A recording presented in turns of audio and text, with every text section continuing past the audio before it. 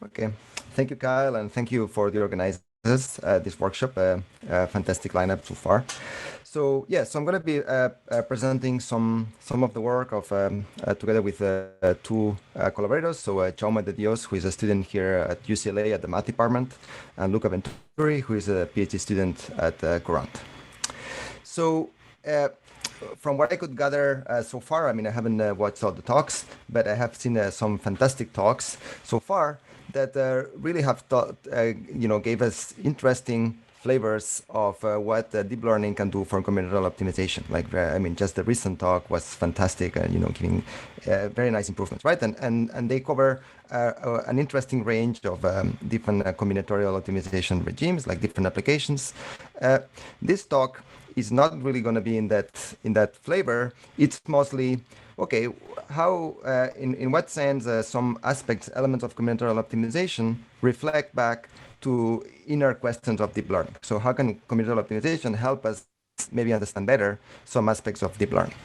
And of course, when I say combinatorial optimization here, I'm going to be very, very restricted, right? So I'm just going to, focus on a very, very tiny, and if you want, boring class of combinatorial optimization that is characterized by the sparse inference, right? So just to set the stage, the sparse linear recovery problem that I'm going to be focusing throughout the talk is really the question of, given some undetermined linear system of equations, this system of equations, can you recover the z by exploiting some extra assumptions of the problem, right? So and typically these assumptions come to some form of sparsity. And so this framework has, so we know that this framework contains several representative NP problems and has been incredibly influential across the statistics, applied math, different areas, right? It's really like a good framework to understand in particular the power of nonlinear approximation. And this is like one of the examples that I really like a lot from connecting it back to neuroscience from Bruno Olshausen and David Field. And so, and also the reason why it's also a problem that I like a lot is that one can connect back to very interesting, powerful geometric properties, in particular entry door to efficient algorithms. And this is really the power of relaxation when one replaces this like a sparsity-based quantity, like counting the number of non-zeros, to something that is actually a convex object, like a L1 norm. And I guess that here everyone is familiar with the groundbreaking work of giants like Emmanuel Candes, Justin Romberg, Terence Tao, and David Donahoe that really developed like a huge, very beautiful theory on when this relaxation is actually efficient. So in this talk today, I'm just going to give two snippets, and it's meant to be quite informal. So just to present you the big ideas, and at the end of the talk, I'm going to give you the references so you can get more details. So the first snippet is the question of memorization in overparametrized shallow networks. So that's a problem that has nothing to do with solving a combinatorial optimization problem. It's really the problem. I give you some data set, finite number of data points, and I want to find the smallest neural net that can memorize the data. So you can think that this is kind of a pretty basic elementary task that is kind of inside like the machine learning, right? So just how can I find a network that is small in the right sense that memorizes the data? And so one of the questions that we are, and this is a work that was driven by Jaume, and so we are going to try to understand some elements of this question and how they connect or contain some form of like sparse inference inside. And the other snippet is the problem of function approximation for sparse inference. So we have seen in this workshop several instances of using a neural net to solve an algorithm, right? To like take an input and then have some operations and produce an output. So what is the function approximation, right? I mean, what is the architecture that one needs to consider to solve a particular problem?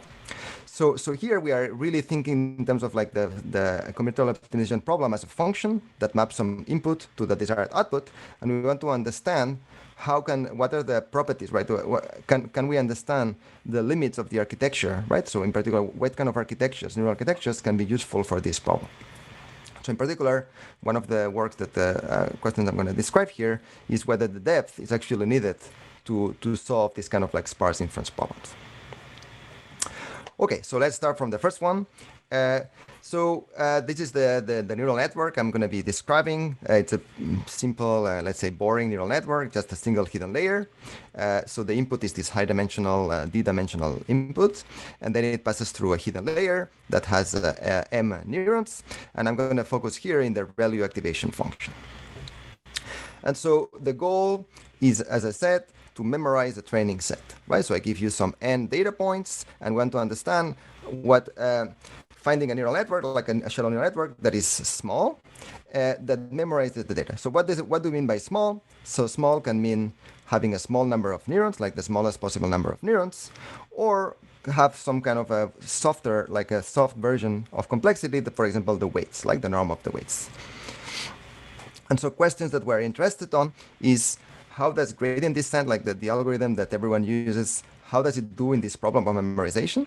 How does it actually capture, different regimes of training might lead to different kind of memorization, right? So, maybe these two examples that I took from the paper by Guy Blanc, correspond to different ways to memorize. Can we understand which ones are better than others, in particular through this complexity? And can we get actually optimization guarantees? Like, can we certify things that these networks are actually going to memorize the data if we run them with a finite number of neurons? So what do we know about this problem? And this is meant to be also like a non-exhaustive background of this question. So the first question that one can ask is, okay, how many neurons do you expect to need to memorize n points in dimension d? That's a pretty simple question. So first thing one can realize quite easily is that if I have at least n, that's easy, right? If I have as many neurons as number of data points, that should work. And in fact, the argument is actually pretty elementary, right? It's just basically a linear algebra argument, right? Is that the fact that if I have m at most n, at least n neurons, I have a function space that has the right degrees of the right dimensionality, and so it's actually pretty trivial to memorize data. And in fact, it was shown by this old paper by Bohm that in fact you can do actually much better. And this argument, like this regime of the number of neurons that is n over d, it's easy to see that it's optimal, right? It's basically you just count the number of degrees of freedom that you have, and you compare it with the number of equations, right? So this is actually the threshold that one can expect. And there's this nice paper by Sebastian Bubeck and Ronald Nelden and other colleagues that really extended this initial result for ReLU networks. But in fact, one could also argue that the number of neurons, counting the number of neurons, is maybe not the right notion of complexity, right? There's maybe other things that might be useful. And in particular, these kind of constructions, they are not accessible through gradient descent, right? They are constructed using a completely different learning algorithm. So an important alternative to counting the number of neurons is to consider this L2 norm of the weights, right? So this is, well, it's also known as the weight decay. And also in the case of ReLU, it's equivalent to what's called the path norm. Doesn't matter if you're not familiar with this, it doesn't matter, right? This is just the kind of like a size of the weights. And so, in fact, this paper by Sebastian, they show that, in fact, one can keep the same number of neurons with a complexity here that is, in some extent, quite optimal, right? So this size of the weights is actually not far from being the optimum. But again, it's not something using a gradient descent algorithm. And so the analysis of gradient descent has been also studied on a different regime of overparametrization that is called the kernel regime. And there's a paper by Amit Danieli that again shows this that this optimal number of neurons is reachable by gradient descent. But kernel regime, as someone as now we are pretty. There's many papers that really establish that kernels are maybe not as powerful as neural networks. In particular, they have poor generalization abilities in the face of complicated target functions. So how about the active learning, like the beyond this kernel regime and keeping with gradient descent? That's the thing that we studied with Jaume. So to understand how gradient descent works in this general problem, a very powerful tool is to, instead of thinking about the dynamics in the space of parameters, is to lift the problem, right? To put it into a higher dimensional space by replacing the parameters of the network with an empirical measure, right? And this picture here should give you the main idea, right? Instead of now thinking that I move the parameters of the model, I'm going to define this like abstract object that is this empirical measure, and I'm just trying to rewrite the problem in terms of this measure. And this is an idea that is it dates back, right? So there's these papers from several years ago, also more recent papers that looked at this framework for guarantee of optimization.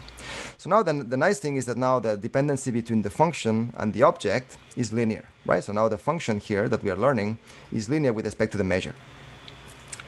And so when we look back at the memorization problem, now we start to get something that is pretty interesting, or at least we can attack, right? Because now we are trying to optimize with respect to this measure some cost that again is linear with respect to the measure, with constraints that are linear also with respect to the measure, right? So we have a linear program in the space of measures, if you want.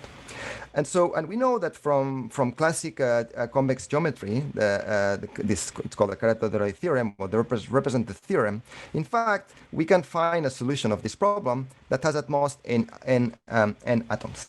And let me also mention here very briefly that here, when I describe things about in terms of the Tikhonov regularization, in fact, you can also use different implicit regularization. For example, gradient descent that uses noise in the labels to get basically to the same linear program. Okay, that's also captured by this nice paper by Blanc. So what is the structure of the general solutions, right? So we know that there's a promise that there's one solution that is very sparse, but what happens with the rest of the solutions of this problem? So the main result that we have in this paper with Jaume is that in fact it's not just that there's one solution that is sparse, but in fact all solutions of this problem have to be sparse, right? So any minimizer of this problem has to necessarily to be atomic, right? So we put the problem into a very large space, right, of measures that a priori is infinite dimensional. And now what this thing is saying is that in fact, we can bring it back to a finite dimensional problem. Of course, the size of the program, right, like the number of atoms that we need here, it's like has this very scary looking bound, right? It's like something that is O of n raised to O of d, right? So we have this course of dimensionality, right, that is hitting us. So where does this result from? So why is this result true, and where does this result come from? So what is the nature of this program? So the way this thing is actually obtained is just to realize, like just exploiting very simple properties of geometry.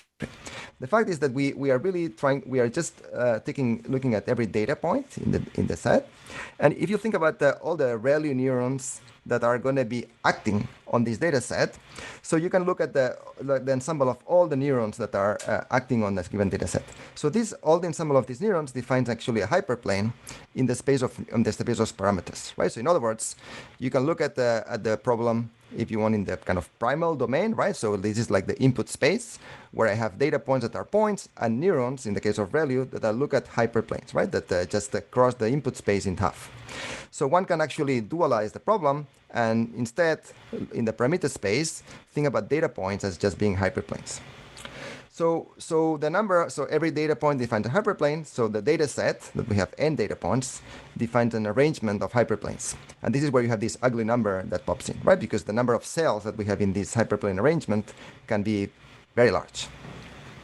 And so the reason why this is true is that we can actually establish that the minimizers of this problem can have at most the support in 1 point per cell. They cannot have more than 1 point per cell.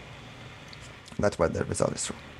And so as a result, we can reformulate the problem. So we can write any minimizer of the problem as a kind of a mixture, right? Like as a mixture, as an empirical measure that has some mass at every cell. This is like ZS. And the solutions of the problem really are the solutions of this sparse inference problem, right? So we can characterize all the solutions of the kind of gradient descent, like the Tikhonov regularized gradient learning problem, as solving this finite dimensional linear program. So the kind of the object that is guiding this linear program is this matrix, right? Is this very, very fat matrix that has a number of number of columns is the number of data points, and number of rows of columns, is the cells of this hyperplane arrangement. And so what are the current questions, the questions that we are, why is this potentially interesting, and what can we do with this analogy? So some of the things that we are currently thinking with Jaume are try to understand more properties about this sensing matrix, right? So we know that this is a sensing matrix that is quite different from the traditional matrices that you find in compressed sensing, right? In the sense that the matrix here is quite coherent, right? You can see that it's very, very, very redundant. And so we know from the representative theorem that there's one solution that we know that is very sparse, right? So that's why the representative theorem tells us. And so if we can actually establish what's called a restricted isomorphic property of this matrix that has level at sparsity level that is some polynomial in D and N, that would already mean that any minimizer of this problem has to have support that is polynomial in D and N, right? Which is the in a sense what we wish to establish, to prove in general case. And so, moving forward, one of the things that we are also working on and that we would like to get is that not only to try to characterize the minimizers of this problem, but to actually prove that when you run gradient descent, you can actually find the global minimizers of this problem. And so it turns out that this problem is actually not easy, it's far from being trivial. We have an important ingredient that was also established by Lenik Shizat and then Ronge and Shijin and his group recently, that has this local curvature, right? So we know that when you are close from the global minimum, in fact, the algorithm gradient descent should actually nail the solution. But the main technical challenge that is very different from all these previous works is that the gradient descent that we're looking at here using ReLU is non-smooth, right? Like the ReLU activation function is completely out of the scope of existing theoretical results, right? So we have a lack of smoothness of the training map. So one of the things that we are trying to understand here is, that we are doing with Jaume, is to leverage the piecewise smoothness of the training map, right? The fact that cell by cell, the training map is actually piecewise smooth. And we know, just to conclude, and again, for those of the audience who are a bit familiar with this problem, is that we have to fight against worst case complexity that are actually super polynomial, right? So we have these results that are lower bounds that are based on the statistical query framework that tell us that in general position, right, that there's some configuration of the data points and the labels which make this gradient descent algorithm actually provably hard. All right, so if you are interested in this, you want to know more, you can reach out to me offline or ask questions. Now I'm going to go to the second snippet. So, and again, so the second snippet is really recall that what we are going to try to study here is function approximation for a given inference problem, right? And again, this inference problem, we stick with the theme of so far, is going to be the sparse inference. Okay, so you can think that I'm giving you a target function, that is this function fw, that takes as input some observation x, and tries to map it to the sparsest solution that is consistent with the measurements. And so, as I said, one of the main algorithmic paradigms of to try to understand properties of this function, at least to solve it efficiently, is to replace this L0 constraint by the L1 constraint. And then to consider a penalized quadratic program, right, which is known in statistics as the lasso. Right, so this is a kind of is a convex problem in Z, which means that one can actually solve it with efficient algorithms. For example, even in the constraint case, you can use interior point methods. In the penalized case, you can use for example, algorithms such as ISTA, which is a proximal gradient descent. And so, how can you actually, if you think about the problem, okay, I'm going to now use a neural net to approximate this function, right, to try to learn this kind of inference problem. So this is actually a very nice idea that was, as far as I can see, first introduced by this nice paper by Carol Gregor and Jan, that basically says, okay, I have this iterative soft thresholding algorithm that when I think about it, it just looks like a recurrent neural network, right? It consists in, applying a sequence of proximal gradient steps, which in the case of L1, they look like this soft thresholding. So what we can do is that we can unfold it and then formally see these as a neural net. And then, of course, you can hopefully try to get some benefits by adapting, for example, to the data distribution. So here, the questions that we ask is, okay, we can indeed unroll an iterative algorithm and get an algorithm. So is this depth that is resulting from this unfolding, is it also necessary? And so can we actually understand some, like can we have like a principle of, okay, for a given inference problem, what is the architecture? What is the minimal architecture that we need to solve this inference problem, right? So are these depth that we have in this algorithm also necessary for this problem? So here again, I'm not gonna go too much into the background, right? Because this actually brings us back to a topic that is pretty rich, that is called this depth of separation. So try to understand the trade-offs between depth and width when you try to learn certain functions. So this is actually has nice background, nice history in the theory of Boolean circuits. And was actually brought slowly to the domain of neural nets by several authors. In particular, I'm just going to mention here Matus, Telgarsky, and also, of course, the nice work by Ronan Eldan and Ohad Shamir that were mostly focusing in the high-dimensional regime, which is actually a bit closer to what I'm going to be talking about here. And so how can we look at these existing results of their separation? How does it feel? How does it fare in the context of sparse inference? So one of the first things, so this is actually some work that we did with Luca and also together with Sami Jelassi, another student at Princeton. And so one of the things that we see when we try to understand the depth width trade-off is that to get this like inability of shallow networks to approximate, there seems to be like two key ingredients. One is that the function that we need to approximate needs to have some kind of like a high frequency component, needs to have like a high oscillation. And then the error needs to be measured against the data distribution that has some form of like a heavy tail. Okay, and this is actually, you don't need to read through the contents of this theorem, but what this is saying is that I can construct the piecewise oscillatory functions, right? So I can play with a high frequency content, and if I try to approximate this class of functions with a shallow network, I'm going to need like an exponential number of neurons. But if I do it with a deeper network, I can do it much more efficiently. But in fact, if you try to repeat the same lower bound for a different class of functions that are deep piecewise linear functions, right? So functions that can be expressed as a depth L value network, and you try to approximate them in a compact domain, then in fact you can get approximation upper bounds that are not coarse by dimension, right? So like the width that you need here is can be a polynomial in dimension, right? It's a polynomial in dimension, of course, with a dependency in the error that is potentially very bad, right? And in a sense, exponentially bad with respect to the depth, right? But the effect of dimension is polynomial. So by leveraging this upper bound, in fact, and realizing that when you look at this ISTA algorithm, in fact, the ISTA algorithm, as from what we know, it has a well-calibrated convergence towards the solutions of the sparse code, and in fact, it has like a piecewise linear structure that puts ourselves into the assumptions of this upper bound.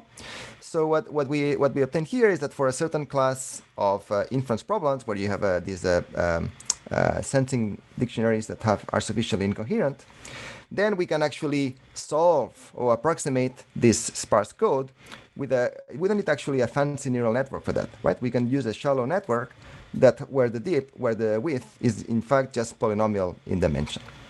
Again, this is just looking at the dependency in dimension, right? Like the dependency in the error is very bad and in fact can be improved by maybe having a deeper network.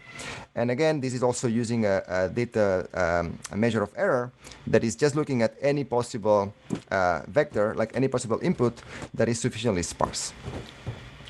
And so one of the things that again we are trying to understand better from this framework is, can we actually connect it back to lower bounds, right? So we know that this L1 relaxation at some point is going to break, right? So at some point we know that for an arbitrary for an arbitrary linear, like sparse inference problems, we are going to go into, again, the territory where this becomes NP hard. So we would like to connect it to the lower bound that I described before. And again, this is also interesting that there's some also interesting work that look at this unrolling of gradient descent of ISTA or like of sparse code in a different sparsity regimes. This is like a nice work by some people from Yutao group, I think, here at UCLA. And so this is also something that we would like to connect here.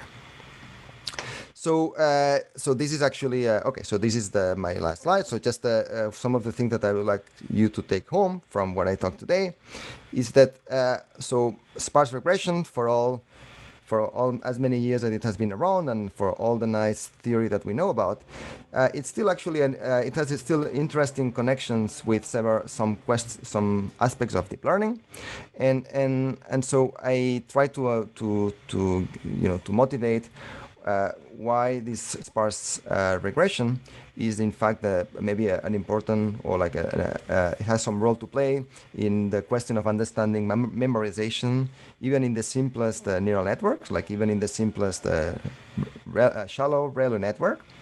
And also it serves like a nice template, like a nice kind of warm up to understand more generally this question. Okay, if you hand me a combinatorial optimization problem to solve and you treat the neural network as a black box, well, if you want to go beyond the black box and try to understand, okay, how should I design the architecture to satisfy certain requirements?